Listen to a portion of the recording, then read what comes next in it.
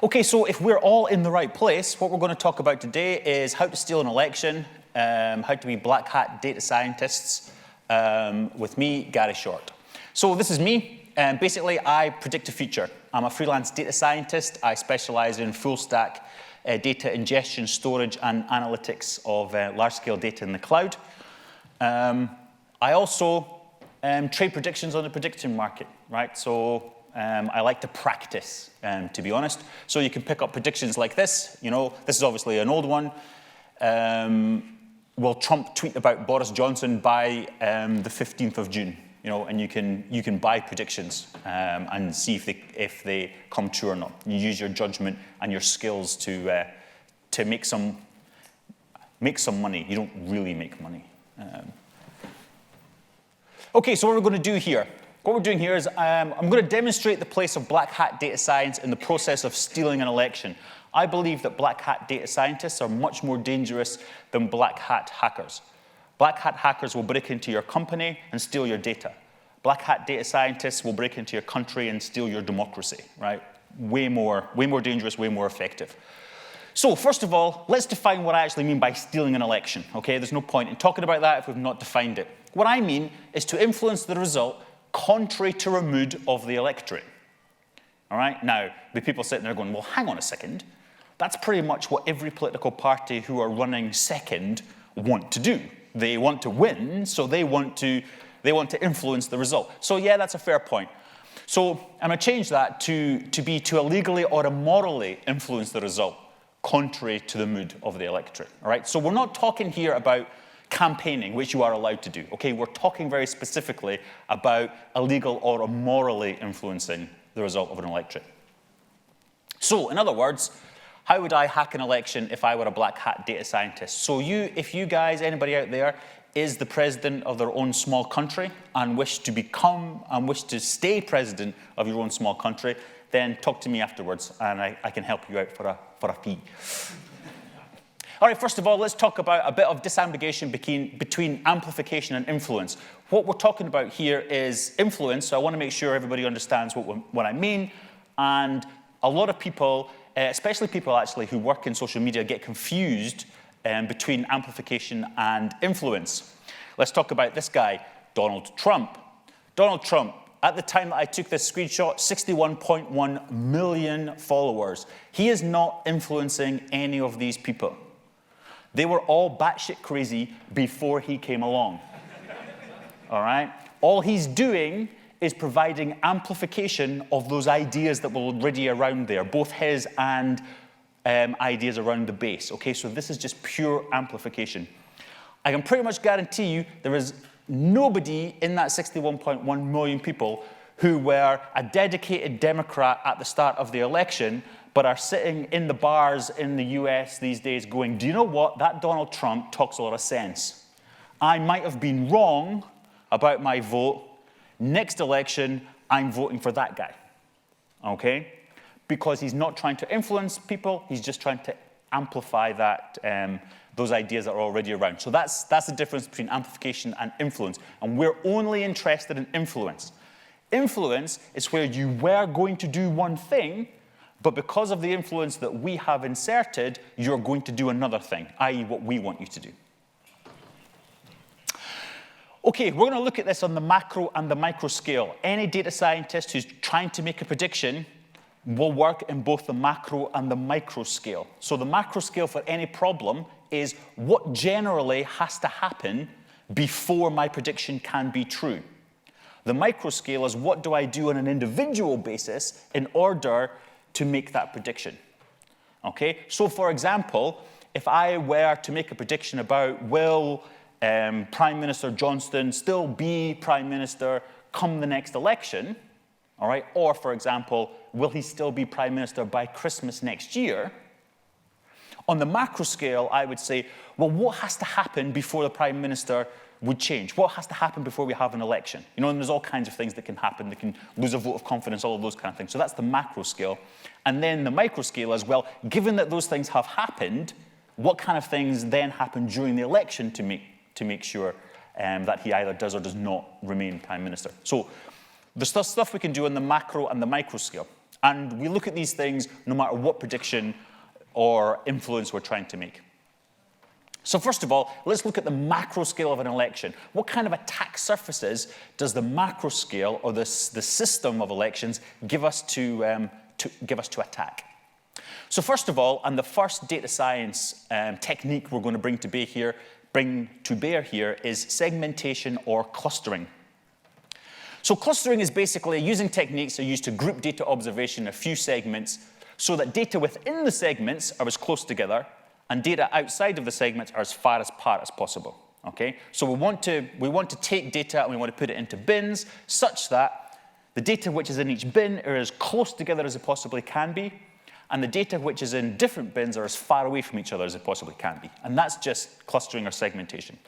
And the reason we do that is there is about 65-ish million people in the UK. The electorate is around 30 to 33 million strong. All right? So that's a lot of people that we have to try to influence.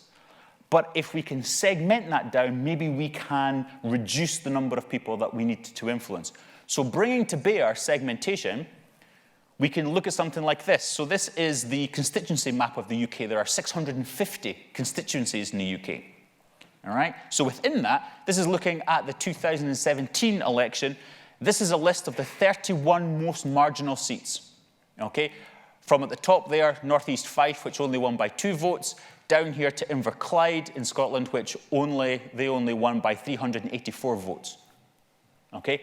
31 seats would have been enough to change the outcome of the election in 2017 because it was very close. If you count up this column here of numbers, it comes to less than 2,000 people. So that's why we use clustering and segmentation as our first level attack. We've gone from 65 million people in the country, 33 million people into the electorate, down to 2,000 people to influence in order to change the result of the election. Right now, that's a big difference.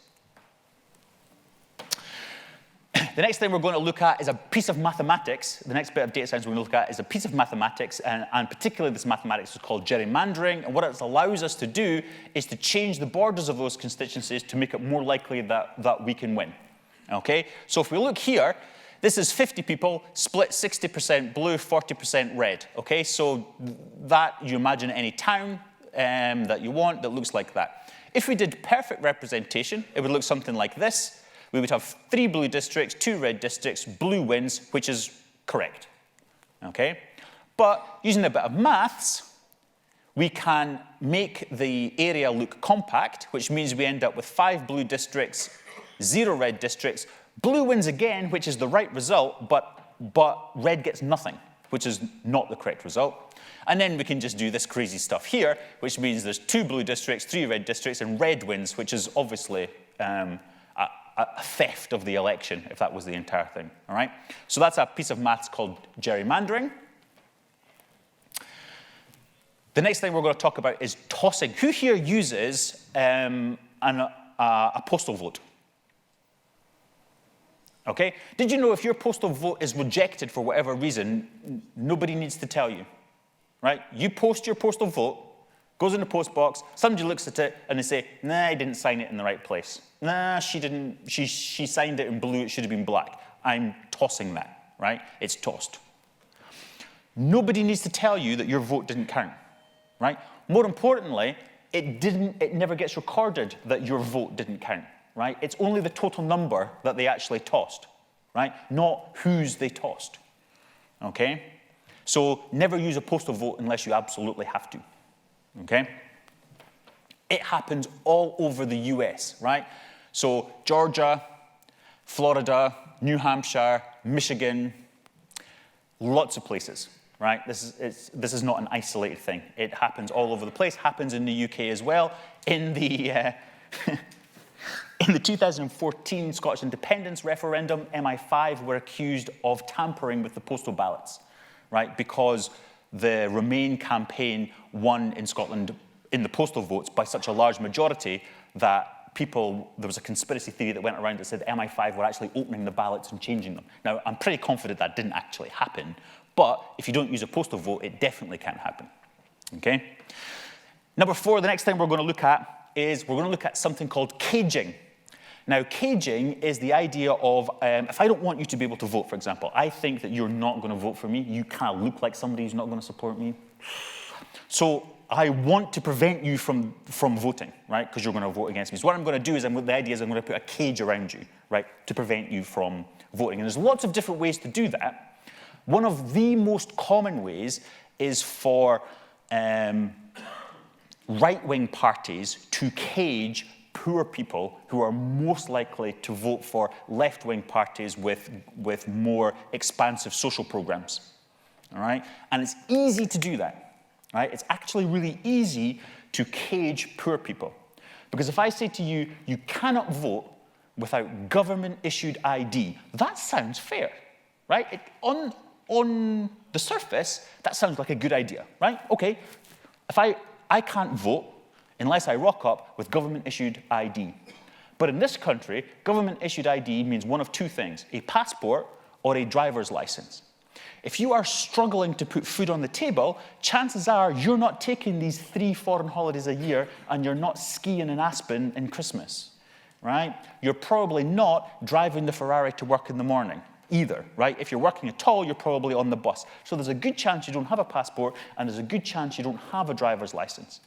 If you have neither of these things are not trivial to obtain either, okay? It costs money to get both of those things, money that you may not have. Without those things, you can't vote. Here's a map of the US. Color-coded, the green color here is strict photo ID. You need a passport or a driver's license or an ID in order to cast your vote, right down to this end, which is gray, no documentation, okay? It's about half and half. So about half the states in the US require you to have some kind of identification, okay? The darker green ones, they require strict government-issued expensive ID. So that has without doubt caged a lot of poor people and prevented them from voting, all right? Now, people will tell you, everybody who does caging, who engages in it, they will tell you it's to prevent voter fraud, right? I don't want you voting twice, madam. Definitely don't want you voting twice for my opposition, all right? That is nonsense. The incidence of voter fraud in the 14 years between 2000 and 2014, now this is in the US, 350 million people in the US. Now, okay, the electorate is not that. I don't know what the electorate is in the US, right? But if the entire population is about 350 million, it's loads, right? In the 14 years, there were 31 cases of voter fraud. It's something like 0.01%. So nobody is doing tossing and nobody is doing caging in order to prevent that 0.01% of voter fraud, right? It's to steal democracy from you. That's why it's done. All right, gerrymandering, tossing, and caging, that's fine, but they're done by other people, right? They're done by government agencies or people on committees, right? So how am I, if I'm a data scientist and I want to attack that, what kind of attack surfaces do I have for convincing people to do what I want them to do? All right? Well, I have the tried and trusted, age-old methods of doing it, right? I can do bribery, right? You look fairly dodgy. I'm pretty sure I can dig up some dirt on you, right? The trouble with that is bribery only works while the secret is a secret, all right? If somebody has paid me in order to influence an election and I'm betting on my ability to bribe somebody and they've paid me a lot of money, there's no guarantee for me that the person that I'm bribing secret won't come out before the election or before I need them to act in the way that I need them to act. So it's not foolproof. It's effective, but it's not foolproof. And if I'm getting paid a lot of money, I want it to be foolproof. Sorry, I got that completely wrong. What I just said there was if it was blackmail. So we'll just pretend I did the blackmail one, right? Can't believe no one said, right? You can tell you're in the UK. If I was in the US, somebody would have said, that's not what bribery is. You're talking about blackmail. So that'll be it. Down in posterity now for the video. We can all laugh at it later on. So let's do bribery now as if it was blackmail, right? So bribery works. Bribery works, right? If I pay you money, I can get you to do what I want you to do, right? If I say to you, here's £10 if you put a green card in the box on the way out, okay? Well, the trouble with that is, all it really does is proves that you can be bought. Now, if somebody else standing at the back says, I'll pay you £20 if you put a red card in the box, right? You pocket the £10, you pocket the £20, you put the red card in. Hey, you may not even put a card in at all, okay? Nobody really knows, all right? But again, it's not foolproof because it's just proving that you can be bought. And if you can be bought by me, you can be bought by somebody who can afford more than I can. The best way to do it is to employ behavioral psychology. So as data scientists, we're going to reach into other scientific fields. We're going to reach into behavioral psychology. Because behavioral psychology says I can absolutely guarantee to get you to do what I want you to do if I can convince you that that's what you want to do. All right? That's the best way of absolutely guaranteeing that you'll do what I want you to do. So how are we going to do that? Let's have a quick demo of what that looks like. I want somebody killed, right? I haven't decided who it is yet, all right? But trust me, they really need it, okay? Who here is going to do that for me? All right? Yep, a couple of guys at the back. Excellent, all right? You are the room psychopath. What I like is the guy over here. Put his hand up straight away. Didn't even ask how much. He's like, yeah, I don't care. I've had one of these days, right? I've had one of these days. One more person talks to me about Blazor, and that's it. I'm going to explode. I'm totally ready to kill somebody. All right, but the vast majority of the audience, right, not really interested in committing murder. That's fair enough. All right, put your hands up if you are a parent. Hands in the air, show of hands. Keep your hands up if you're a parent, right? Keep your hands up. Keep your hands up if you would kill to protect your child. All right, so now that's a majority of the people. All right, put your hands down. So actually, if I could convince you that a person was proved a clear and present danger to the life of your child right now, and you had the means, you would kill that person. So actually, all I have to do is to create that scenario, and I could make more than half of you people here kill whoever I wanted. And you better believe that if I can convince you and create a scenario in which you would kill, that I could absolutely create a scenario whereby you would gerrymander a few constituencies for me, because that's nothing compared to committing murder, right? So, behavioral psychology is the way to go. So, some of the psychological tricks that we can use to do that, right, and we have a lot to pick from, and we're going to pick the ones which are most effective to provide attack surface to the person that we want to influence, okay? So first of all, compensation effect. Compensation effect goes something like this. Look, your mum was right. You've never amounted to much. You didn't work hard at school. Look at you now. You're in a menial job. You work in a small government department. Your life doesn't have any meaning. But I am going to give you the opportunity, the chance here to change the direction of the country, right? If you only do one great thing in your life, this is it. This compensates for your mediocre life, right? That's the compensation effect. That's one way to attack that. The other one is the power of names, right? If I say to you, what I want you to do is to steal and subvert the election, right, for how I want you to vote, chances are you're going to go, I'm not really that interested in doing that. Kind of like democracy, the way it works at the minute. Well, yeah, maybe not. But in general, okay? But if I can change the name, if I can say to you, look, I'm going to offer you this chance to protect our democracy. Protect our democracy by doing this thing for me, and these people are going to come to power, and they're going to take us out of Europe, for example. We'll bring back our sovereignty, and it'll all be great. That's the power of names, right? It's exactly the same thing. I want you to do the exact same thing, but I've called it something different. And one is much more powerful and much more persuasive. The broken window effect. The broken window effect, the name comes from an experiment that was carried out in Detroit in the 60s or 70s. What happened was they took a fairly new, fairly nice-looking car, and they abandoned it in a really seedy part of Detroit, and they watched it for 24 hours. And during that 24 hours, you know what happened to the car? Nothing. Not a thing, right?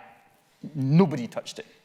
So what they did was they broke one of the small windows at the back of the car, right, rear quarter light. And as soon as that one window was broken, people thought nothing of breaking other windows and stealing from inside it. And within about 48 hours, the car was completely stripped.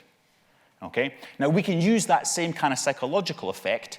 And we can say, look, our democracy is already broken, right? Look at the state that we are in. All I'm asking you to do is just take it this one step further. It's not a perfect thing that I'm asking you to break, right? It's already on its knees. What I want you to do is just to kind of put it out of its misery, all right? That's the broken windows effect. Number 7, the Pygmalion Effect. I love the Pygmalion Effect. I use this in meetings all the time, right? The Pygmalion Effect says that you will become what people say you are. Okay? And I love to do this because what I'll do is I will pick the quietest person in meetings who generally doesn't really contribute much, but you know they've got good ideas because you speak to them at their desk and stuff like that. They're full of great ideas. What I'll do is I'll pick something and I'll come out and say, oh, great, mate, great contribution today, well done, awesome, really appreciate that, was a great idea. And within a few weeks, right, a few months, they're there in the middle of the meeting, you know, full of confidence, giving their ideas, simply because somebody said that's what they were doing anyway, right? They probably weren't. They probably never opened their mouth the entire meeting, all right? But you become what people say you are, right? Pygmalion Effect, that one's called. Pressure to conform, right? Well, we've all heard of peer pressure, right?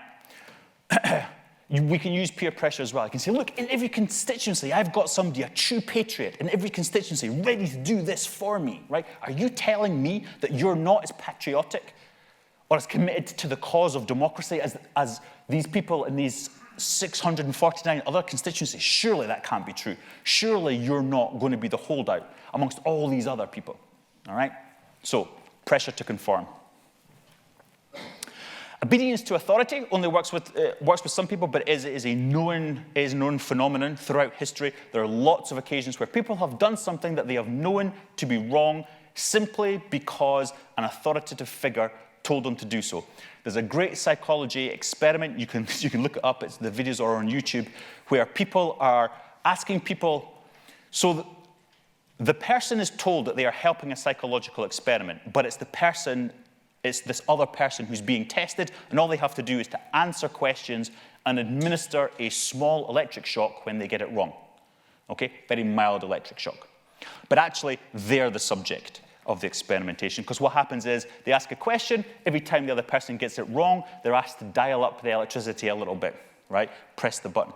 The guy, as it's getting on, the other guy who is pretending to be the subject, right, starts screaming and yelling and pleading, like, please, no, please don't give me another electric shock, I don't think I can take it. But there's a guy there with a clipboard and a tie, a row of pens in his pocket, nice white coat, saying, no, it's fine, trust me, it's all scientific. You have to go ahead and give the electric shock. And they do right up to almost when they think they've killed the guy, right? But they're still there pressing that damn button because there's a figure of authority standing there with a clipboard, right, telling them to do it. That's obedience to authority. System justification theory is a little bit self-centered. It's basically the system as it is now works for me. I need to keep the system the way it is now in order to preserve either my status here or my livelihood or my standard of living. Okay? If I can show you that your system is under threat, right, I can get you to act in the way that I want in order for you to preserve the life that you have, kind of thing. Okay, so those are all things that we can attack on the macro scale, all right? Obviously, we can't do that. You probably don't have an influence into the constituency boundaries, but if you wanted to, you could use all of these techniques of persuasion and psychological trickery in order to make people on these committees who do have the say do what you want us to do. What we're going to do now for the rest of the session is we're going to look more at the micro scale, how we can actually influence individual people in order to vote the way that we want and in order to attack the democracy. So, if I'm going to attack a referendum or an election, okay, there is only two ways to go. There is either the status quo, what there is now, or there is change, something different. You can either vote for the party that's in power, or you can vote for another party. You can either vote to remain in the EU, for example, or vote to leave. Okay, you can either vote for Scottish independence, or you can vote for them to remain in the EU. Okay, status quo or change, those are the only two options. All right? Now, both of those give us a bit of an attack vector. Okay? So, if I want people to vote for the status quo, we inject fear, okay? People all through history have battened down when they become scared, all right? It's how forts and battlements and castles were built, okay? It's because people were there, they wanted to preserve what they had, they got scared of something, they built big fortifications. It's exactly the same. If I scare you, you will vote for what you have and probably more of it, okay? So it looks like this kind of thing. No-deal Brexit would be the worst crash since the 1930s. Now, don't get me wrong, it isn't going to be pretty, but there isn't going to be soup kitchens and bread queues around the corner. There's not going to be mass unemployment. People are not going to be throwing themselves out of Wall Street windows. Okay? It's going to be bad. It's not going to be that bad. Brexit shock will trigger year-long recession, the Treasury warns. Now, the official definition of a recession is 2 consecutive quarters of negative growth. So a year is basically the smallest amount of time a recession can happen for. Okay? So what the headline actually says is Brexit shock will trigger the smallest recession that actually qualifies as a recession, right? That headline is not so scary. I love this one. Good old Sunday Express. EU food aid for no-deal Britain, okay? I feel like we're not going to be starving, right? I feel like the French and Germans are not going to be doing the reverse of the Berlin airdrop and flying food into Heathrow, right? Now, the attack vector I've got if I want change is I can tell you how much better off you're going to be if only you would side with me and vote for the change that I want you to vote for, okay? So it would look something like this. Let's give our NHS 350 million the EU takes every week. That's got to be good. Nobody's going to vote against that, right? No one is going to vote against giving the NHS an extra 350 million a week, all right? So that's the kind of change I can vote for. Our money, our economy, our borders, our security, our taxes, it's all going to be great, right? All of these things are going to be better once we're out of the EU. But vote change has an easier time because we can also use the fear as an attack vector as well. If I want you to vote for the status quo, I can't really say vote for me and things will get better because I've been in power for the last X number of years. So it begs the question, well, why are they not better now? But if I'm asking you to vote for change, I can do the things will get better, but I can also use fear as well, okay? Turkey, a population of 67 million, is joining the EU. Woo, scary. And what makes all of that kind of thing possible is item 12, or the 12th thing from data science that we're going to bring to the table, is the fact that we live in a post-factual society. We tend, in general, probably not so much with the audience at a tech conference, but in general, we live in a post-factual society and we don't really care, okay? Let's take this one. The 350 million for the EU, 350 million for the NHS that came from the EU is such a simple lie to debunk. It's trivially simple to look up and understand that that is wrong, but vast numbers of people did not do that. So for a start, let's just pick off the easy ones. For a start, 350 million, that isn't the bill. Well, sorry, that is the bill, but it's not how much we pay.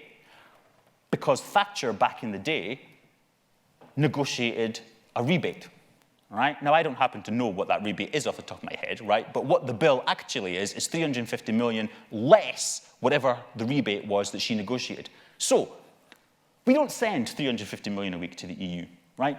Easy to find out that that's not true. But even if we did, and we do send some amount of money, we're not going to give it all to the NHS because the EU pays for a lot of other things in this country, most notably agricultural subsidies. Okay? So once we're out of the EU, we'd have to give some of the money we're saving to the farmers, otherwise, you know, they would lose the subsidy and people would go out of business and the agricultural economy may suffer, if not collapse, right? So we have to do that with the money. So A, we're not sending 350 million a week to the EU, and B, whatever money we are saving, we can't give it all to the NHS because we have other stuff we need to do with it, right? trivially straightforward to prove that wrong, and yet nobody did. Or if they did, nobody really cared. Let's take this one. I like this one. Our money, we've already covered that. Our economy, create new job. Whoops. Whoa. Create new jobs with great new trade deals. Okay, maybe there will be great new trade deals. Maybe there will be great jobs. But you know what? The unemployment percentage in this country is 3%. When your unemployment rate in a country is 3%, what that generally means is everybody who wants a job or can possibly hold down a job mostly has one. All right? So if you're creating all these fantastic new jobs, guess what? You can't fill them unless you've got immigration. Because everybody here who's already got a job, right? So if you have lots and lots of new jobs, you don't have enough people to fill them. Our borders, a new points-based immigration system, guess what? We already had control of our borders. We just chose not to action that. Our security, this is the only one that actually isn't almost instantly debunkable, all right? There are cases where we weren't allowed to deport particularly terrorists because of the human rights issue, and them and their family, or not them, but their family had the right under human rights to a family life, and therefore we were prevented from deporting the man mostly because the women, the wife, and the children were entitled to family life. So, that one is actually true. Our taxes, we can cut VAT on household energy bills. I don't remember any politician mentioning cutting the tax on that until it became an EU issue, right? I pretty much guarantee after Friday, one of the first things the government is going to do is not cut VAT on energy bills, right? These things are all pretty easily debunkable, right, if you just go to look up the facts. But we live in a post-factual society, and nobody ever did, including a lot of journalists, and that's almost unforgivable. But for us, as black hat data scientists, gives us a great attack vector. This is awesome. This is a good one. I like this one. Turkey, population 67 million. They mention the population of 67 million because it's more than the population of the UK, right? Now, Turkey is joining the EU. That's what a friend of mine, Kendall Miller, will call, he calls that truthy. In as much as it's not a lie, right, but it's not the whole truth either, right? So Turkey is joining the EU. They've been joining the EU for probably around the last 20 years. They're probably about a good 20 to 25 years away from joining still, right, because they've got none of the things that you require, right, in order to join the EU. So that's not happening anytime soon. Population 67 million with the footprints coming into the passport. Surely no one believes that the entire population of Turkey is going to move to UK on day one of them joining the EU, right? That is a complete nonsense, right? Nobody believes that that is like 10 million more people than actually live here right now, right? I mean, how would they all get here, but for a start? I mean, there'd be non-stop planes, shuttle, and ferries and everything moving from Turkey. Just nonsense, right? Again, and we're all laughing when we talk about it, right? But a large proportion of the population bought that because we live in a post-factual society. But we don't actually care that that's not true. It sounds good and it makes us feel good. And one of the reasons that we live in a post-factual society, and one of the attack vectors that us living in a post-factual society gives us, is that simple ideas are deemed to be true. Okay? It's just a psychological fact, right? Let me demonstrate. Here's Johnson. We must face the fact that the system has spun out of control. We cannot control the numbers. We cannot control the terms in which people come and how we remove those who abuse our hospitality. This puts huge pressure on schools, hospitals, and housing. Right. So, who here has a problem getting an appointment with a GP when they need one? Okay, few people. Who here has struggled to get their children at the school of their first choice? Okay, again, few people. Who lives in places in the UK where it's difficult, really expensive because of low housing, to actually, for your children to actually buy a house in the city and the country, in the countryside where they were lived and brought up, right? Again, few people, right? I'll tell you the reason for that. The reason for that is because for decades, governments of all colours, right, have realized that the required investment for infrastructure is here, and they have been happy to invest at this level. Okay? That's why there's not enough GPs, not enough schools, and not enough housing.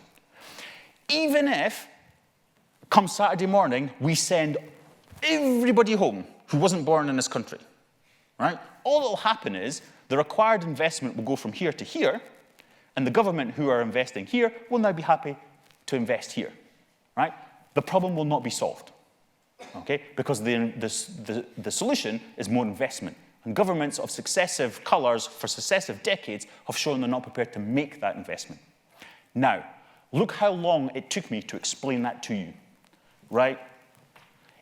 It's because of the immigrants is a lot easier to understand, right? It's a lot easier to get across, and it's a much simpler idea. So it's much more easy to be believed. So the fact that simple ideas are more believable is a great attack vector for us.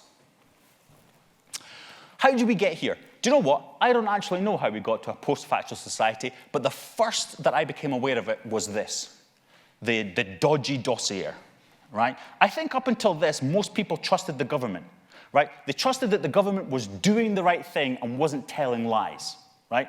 We believed that they were incompetent in some places, and in some places downright incompetent, but that's why stuff was going wrong.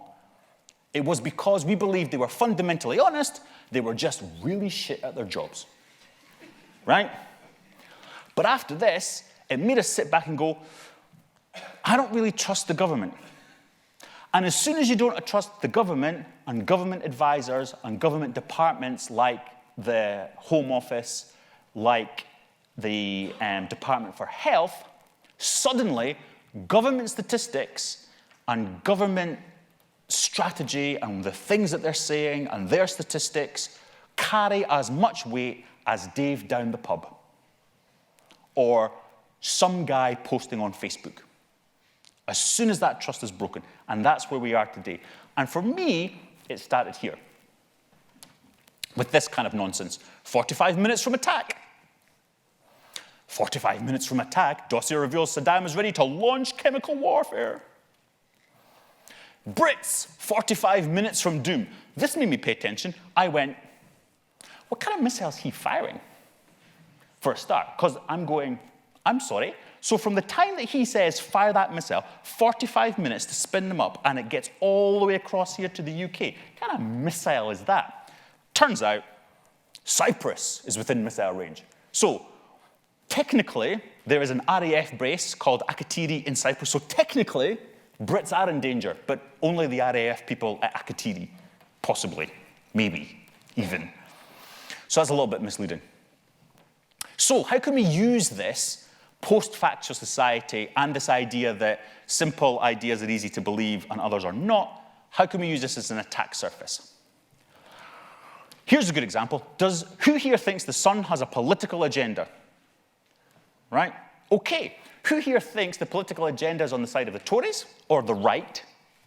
Okay. Who thinks here it's on the side of the left or Labour? Nobody. Excellent. This is really interesting. Watch this. On the same day, right? This is the headline in the English and Welsh versions of The Sun, right? Clearly attacking Corbyn. Clearly on the side of the right wing, not the side of right, okay? Side of the right wing, okay? Attacking the left wing, okay? So because you all live in England and Wales, most of you, this is the kind of thing that you see, and you then believe that the Sun is biased towards the political right. On the same day, this was the headline in the Scottish Sun. Floppy Johnson can't get an election, which I quite liked, to be fair. Because in Scotland, the biggest constituency, the Sun does not have a political agenda, right? The Sun does not have a political axe to grind. It's only interested in one thing, and that is selling papers. All it's interested in doing is identifying a demographic and selling to that demographic. Now, here in England and Wales, the demographic that it's identified is on the right. So it posts stuff like this on its front page, attacking the left.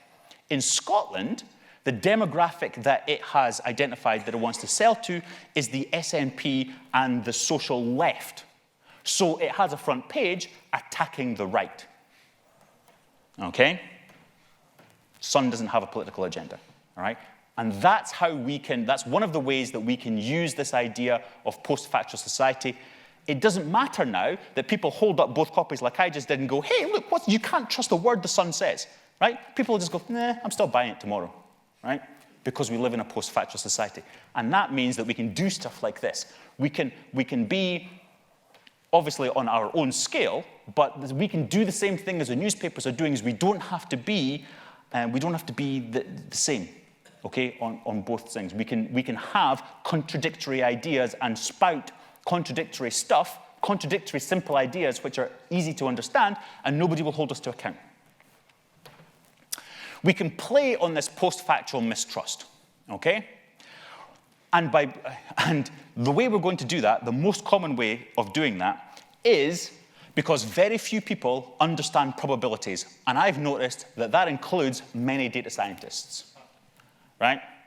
There are data scientists in my experience, and as a data scientist, I must point out that n equals 1 samples are very poor, okay?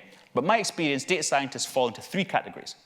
There are people who have done the work, right? And by the work, I mean, I want to be a data scientist, so I'm going to learn all the things that I need to learn. I'm going to start at the bottom, build my pyramid of knowledge up to the top to be a data scientist. So I'm going to start at the bottom with maths and statistics, then I'm going to look at data and data management and all of those kind of things.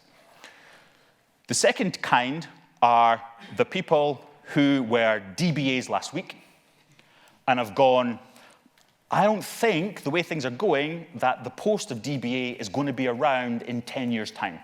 So I'm going to retrain and do data science instead.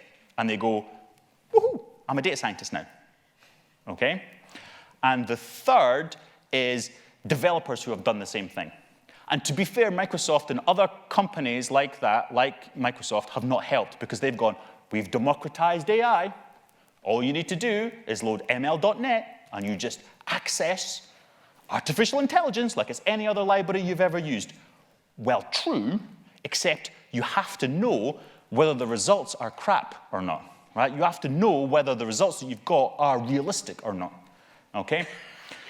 And one of the things that a lot of people who are now data scientists don't understand is probability, okay? So let me demo that to you. If I say to you, there's an 80% chance that it's going to rain tomorrow, and you wake up and it's a glorious sunny day, who says I am wrong? Maybe 6 or 10 people say I'm wrong. I said it was going to be raining, woke up, it was sunny. Who says I'm wrong? Okay. A bit more people now, maybe 15. All right. Who says I am right? No, this is a binary choice, right? Guys, it's simple, right? Which question? You asked 2 questions. I'm either wrong or I'm right. Were you right about the 80% or were you right about the it will rain? No, my prediction to you is, I say to you there's an 80% chance it will rain. So my prediction is for rain. Tomorrow it's sunny. Am I wrong? I love this. This is great. It's like, there's people in the audience going, I want to say he's wrong, but he would not be asking this question if it wasn't a trap, right? And there's no way I'm falling for this bullshit, right? I've been at Gary's talks before, right? I'm going to put up my hand, and then 10 seconds later, I'm going to look like a right idiot, right? I walked in here, you know, a law-abiding citizen, and I was only here 15 minutes before I was murdering some guy. So there's no way I'm putting my hand up again. Okay. So normally, the thought process goes like this, right? You said there was an 80% chance it was going to rain. Your prediction was for rain. It was sunny. You were wrong. Okay. The counter-argument goes, yes, but you said there was a 20% chance that it wasn't going to be raining, and that's what happened, and therefore you were right. Now, I love those people, right?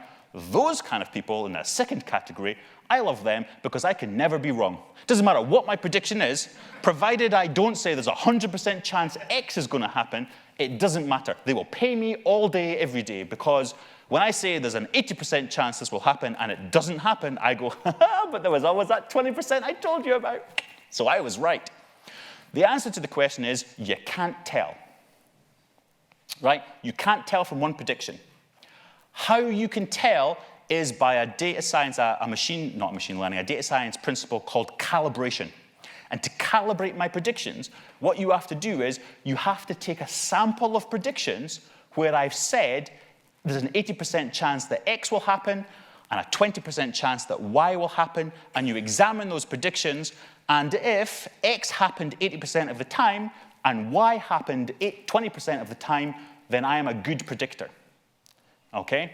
But what that also means is the best predictor in the world is wrong sometimes. In this particular example, 20% of the time, I would be wrong. But my calibration would be 100%, right? Because 80% of the time I said X and 80% that happened, 20% I said Y, and 20% of the time Y happened. But I would still have been wrong 1 time in 5. And that is a brilliant attack surface for us, right? Because what we can do is we can say things like this. People in this country have had enough of experts, right? When experts say, expert economists say, Brexit's a bad idea, we're going to lose money, I can pick any one of those experts and say, and I can pick any one of their predictions, and when they've said, oh, there's an 80% chance of this, I just have to look at the predictions where they've said there's an 80% chance of X, and actually Y happened, and pull out Y and gone, he was wrong. See, look, this guy, he was wrong then, and he's wrong now. And most people will go, yep, that's true. He was wrong then, he's wrong now. That's a simple idea. I will believe that simple idea, right? And because the vast majority of people don't understand probabilities, we get Gove saying stuff like this. People have had enough of experts, right? Oh my God.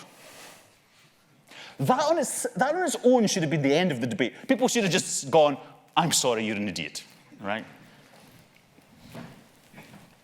Okay, another problem and another attack surface for us is there are no rules governing social media adverts, right? There's been a big thing with the past election about Facebook saying, nah, we're not going to do anything about it, post whatever you like, right? It's buyer beware. You, the audience, have to be aware of the adverts that you're reading on Facebook, okay? Now, that would be fine if the majority of the population were made up of scientific people and technical people like are in this audience, right? But they're not. They're made up of people who are happy to live in a post-factual society, who think the government figures carry the same weight as Dave down the pub, who believe that simple ideas are the believable ones, and who don't understand probability. And if I can show you an incorrect prediction from an economist, you think that economist is an idiot and doesn't know what he's talking about. Okay? Now I can target ads at those people. And no one can stop me saying whatever I want, because there's no standards agency for social media ads. And Zuckerberg himself has gone, I'm not going to police that. That's on you. Have fun. So here's the big problem with that is nobody except the targeted person or the targeted group, going back to segmentation and clustering, nobody but the targeted group will ever see that ad in the first place. So even if there was an agency, who's going to complain about it? Because the only people seeing the advert are the people for whom it's most targeted at, who are most likely to say, I really like this advert, right? And are therefore not likely to report it. So it's a very difficult area to police. And that gives us a great attack surface. So now we're going to bring in a whole bunch of data science techniques out. First of all, we're going to do ABC testing. Okay, we're going to break the population up into A group, B group, and C group. A group, we're going to give them no treatment whatsoever, and we're going to see what happens with them. The B group, we're going to give our champion advert, the one that right now has the best success at influencing people to do what we want. And the C group, we're going to give our challenger advert. The advert which we think is the next iteration of successful advert for this particular thing. And then what we're going to do is, first of all, we're going to make sure that B performs better than A. So actually giving this treatment is better than doing nothing. Showing this ad influences people more than doing nothing. And then when it does, we're going to compare that advert with the C advert. And if the C advert, the challenger, performs better, it's going to be our new champion. Okay? And then we'll start the process again. right? And that way, and we can do this kind of thing in business as well, but here we're talking about attacking elections because that's sexier, right? By doing that, we become our own best competitor, right? We don't have to worry about what our other competitors are doing, right? Because we're our own best competitor. That C advert, right? That challenger advert to our champion is our best competition. That's ABC testing. Then we can bring in between measures testing. Between measures is, I ask you, are you likely to put a green card in the box on your way out, right? And then what I do is I provide you with some kind of advert. I provide you with this awesome talk, right? And then I come back, that's why it's called between measures. I come back after providing a treatment and I ask you the same question again. And then I compare the answers. And if you are now more likely to do the thing that I want you to do compared to before the treatment that I gave you, then that treatment then becomes a treatment that I can send to everybody in your segment, right? So you've proved it works for your segment. I'm now going to send it to everybody in that segment. So that's between measures testing. Uplift modeling. Uplift modeling is basically a bit of modeling that we do that allows us to break the audience down into 4 categories. They're the sure things, right? You're going to do what I want you to do regardless of what I say to you, right? Because you're already sold on that idea, right? So I don't have to do anything. I can save my money on my adverts, or whatever it is I'm going to do to influence you. I can save my money for that because you're a sure thing. So I'm not even going to send you the advert. I'm going to save that money. Then there is the sleeping dogs. The sleeping dogs have negative impact. It does not matter what I do, you're not going to change your mind. All right? Then there are the lost causes, right? Those are people who are they are dead set. They're not sleeping dogs. They are dead set on voting the opposite way, and they are completely convinced that they are right. And no amount of persuasion is going to change their minds. Okay? I'm not going to send them adverts either. I'm going to target all of my resources into this quadrant here, the people who are persuadable. So by using uplift modeling, what I've done is I have reduced by 3/4 the cost that I've got. Or another way to look at it is my budget is now going to go 3/4 as far as it was going to go before, because I'm only going to target specific people. Okay, 8 minutes to go. So, in case you were sitting there going, well, this is all very entertaining, and it's fine on an intellectual level, but, you know, it's bollocks, really, right? Nobody's really doing this. Let's actually have a look at this in the wild. Now, I've given this talk in Scandinavia. It was totally fine. I've given this talk in America and in the UK. And I thought, in America, if I talk about Trump right now, at least half the audience is going to be a Trump supporter, so I'm going to get lynched. If I talk about the EU referendum in the UK, there'll be at least some people who voted to leave here, and I'll get shitty reviews from those people, right? So I'm not going to talk about that. I'm going to talk about the SNP in Scotland, right? Because there'll be very few Scots people here, right? And all of the sensible ones vote for the union anyway. So I don't really care what the independent supporting people think anyway. I'm so getting a red card from that guy if he wants independence. Okay, so let's have a look at what they do, right? So, let's talk about the SNP. First thing we're going to do is we're going to create a populist party. Now, some people get confused. When I say populist party, some people get confused about that. A populist party is not necessarily a popular party, right? By definition, the party that is in power is the most popular party, okay? A populist party says, the party and government suck, your life sucks because of that, we're on your side, right? We are with the population, we are with the populace, right? That's what it means. So you have to be a populist party, okay? And they are. The SNP in Scotland are a populist party. Everything good in Scotland is a result of the SNP. Everything bad in Scotland is a result of Westminster interference, and if only we had independence, everything would be awesome, right? So that's what we've got to create. They've already done that. The next thing you've got to do is silence the media, right? Because the media are a pain in the neck. They ask annoying questions like, what kind of currency would an independent Scotland have? And actually, there's no good answers to that question. The answers to that question are either we'll use the pound, well, that's not independence because the Bank of England will still interest rates, or we'll create our own Scottish pound. And how long will that take? Well, we don't know. Okay, so there's no good answer. So we have to stop the media asking those questions. And like Donald Trump, so Donald Trump says any negative polls are fake news, right? So what we're going to do is we're just going to destroy the reputation of the newspapers, right? So that's one way of doing it. That's the way Trump went. That's not good enough for the SNP, right? SNP, far less subtle than that. They basically just camp outside your offices, right? They believed that the BBC were biased in favor of remaining part of the union, right? They were against Scottish separation, they thought. So the SNP just camped outside their offices. Now, it doesn't look like a big demonstration, but these guys are noisy, and this is the front door, right? There's the front door. That's what it looks like. If you're coming to work, you're to park here, you're to come through this crowd to get in here, right? I don't care what planet you are from. If you're an editor on the BBC and you're going to walk through that in the morning, you sure as shit are moderating what you say about the SNP in future. All right? Now, that's a big company like the BBC. Smaller companies like STV, which is the Scottish television company, they don't fare so well. All right? So here, Stephen Daisley, digital politics and comments editor for the broadcaster STV, has not had a column published on its website in more than a month after two MPs who had clashed with him on Twitter met with STV executives. Daisley has often been outspoken on Twitter, earning the ire of SNP MPs Pete Wishart and John Nicholson. They actually went into their company and basically said, if you don't want to see this, you've got to do something about that guy.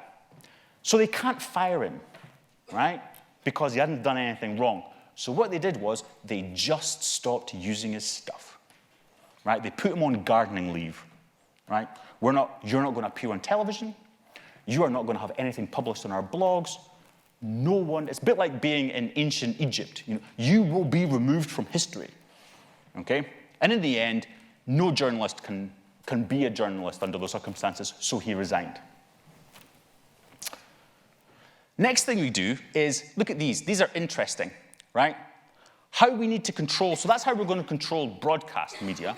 How we can control print media is this. Look at these circulation figures, right? They are going down, right?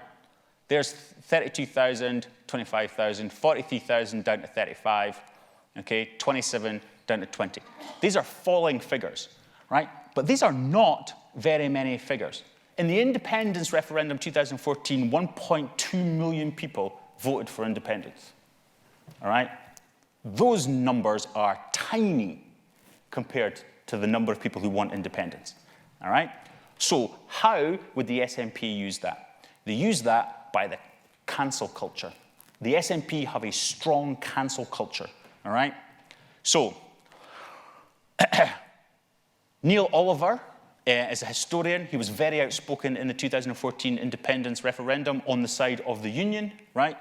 Divisive. They've put it here in the headline in inverted commas, but divisive. Divisive is what the SNP call anybody who disagrees with them, right?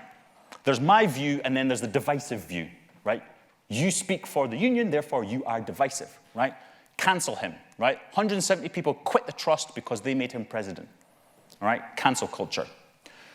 John Lewis. Let's have a boycott of John Lewis. Let's have a boycott of Waitrose. Let's have a boycott of Sainsbury's. BP supported Better Together. Let's boycott BP. I love this one. It's a bank, right? Not only is it a bank, but you own the bank, right? Boycott the bank that you own. That's the mentality. Anyway, you can see, you get this idea of the cancel culture. Now, if your circulation for your newspaper is only 25,000 people, right? How long do you think you could live with a boycott? Not very long before you're out of business. So when the SNP say, we don't really like what you're saying about us and our policies, right? You better believe that changes editorial policy real quick. Once you've silenced the media, you have to provide your own news. right? So, this is Ross Colquhoun. He is the strategist for the SNP. He said, the main channels the team are using include the new website, campaigning platform, nation builder, social media platforms like Facebook, Twitter, Google, Instagram, people who have all said they won't police adverts and content, right? That's where we're going to go, right? Where we can't be policed. Once you've created your own news, you need to prevent outside input into that news, all right? So how we do that is we create this thing. So Wings Scotland, it doesn't really matter what they are, but they are basically the kind of unofficial leaders of the cybernats, okay? He creates a block list with at this time when I took this, which was quite a while ago now, 7,895 people on the block list.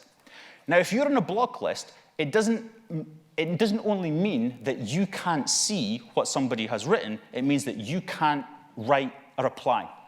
So what that allows the SNP to do is for them to write any old nonsense that they want, and you can't counter it because A, you probably won't see it, and even if somebody points it out to you, there's no way for you to inject your comment onto that. So all the SNP are seeing, all the SNP supporters are seeing, and people that they want to influence are seeing, is their side of the news. They've cancelled mainstream media, they're creating their own news, and they're stopping other people infecting that news with a counterpoint. Okay, we are only 1 minute over, and that is pretty good for me on this talk, to be honest. Here is the 19 things from data science that we extracted from data science and used in order to steal elections. I recently did this talk at a conference called Code Mash in the States. One of the things in the feedback that they have in their feedback thing is, how useful is this to you, and how soon do you see yourself using it? And it's kind of idea that if somebody shows you Blazor, how useful do you think it is? It's kind of cool. When do you think you'll be using it? Maybe 3 to 6 months. All right? The feedback from my thing says, it was very useful, and I'll be using it immediately. I'm not going to lie, that gave me pause for a second there going, in a defensive way, I hope, right? Not necessarily in an offensive way, all right? But those are the 19 things that we've covered and we've learned. I hope that you have learned something. If you haven't learned anything, I hope you've at least enjoyed yourself, okay? We are out of time now, so if you do have questions, please just come up at the end as I'm packing up, and I will be happy to talk about this forever. But right now, we're out of time. I'm keeping you from beers, so thanks very much for coming.